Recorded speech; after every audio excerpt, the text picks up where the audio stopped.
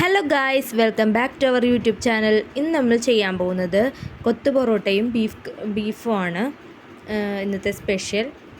അപ്പോൾ അതിനായിട്ട് വേണ്ടത് ആദ്യം പൊറോട്ട, അത് നമ്മൾ വാങ്ങിച്ചതാണ്.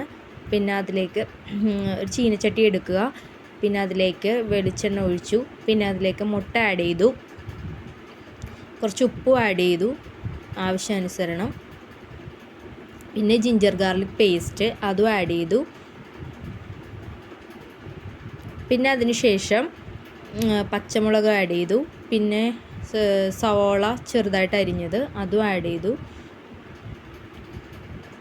അത് നല്ലോണം മിക്സ് ചെയ്തെടുക്കുക. ഇപ്പോൾ കൊത്തു പൊറോട്ട, പൊറോട്ട നമ്മളത് ചെറുതാക്കി പീസാക്കിയതാണ് അത് പ്ലേറ്റിൽ വെച്ചിരിക്കുന്നത്.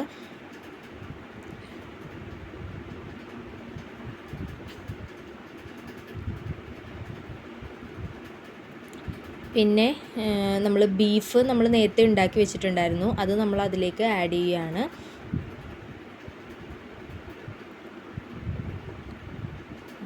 അപ്പോൾ അതും കൂടി ആഡ് ചെയ്തതിന് ശേഷം നല്ലോണം മിക്സ് ചെയ്ത് കൊടുക്കുക.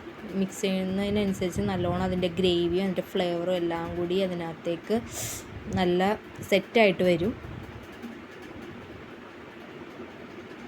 ഈ ഒരു രീതിയിലാണ് നമുക്ക് കൊത്തു പൊറോട്ട എന്ന് പറയുന്നത്.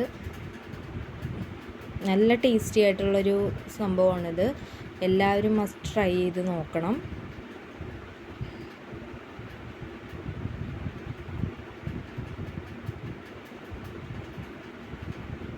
ബീഫ് നമുക്ക് വീട്ടിൽ തന്നെ സെറ്റ് ചെയ്ത് കഴിഞ്ഞിട്ടുണ്ടെങ്കിൽ നമുക്ക് ഇത് എളുപ്പത്തിൽ റെഡിയാക്കാവുന്ന ഒന്നാണിത്.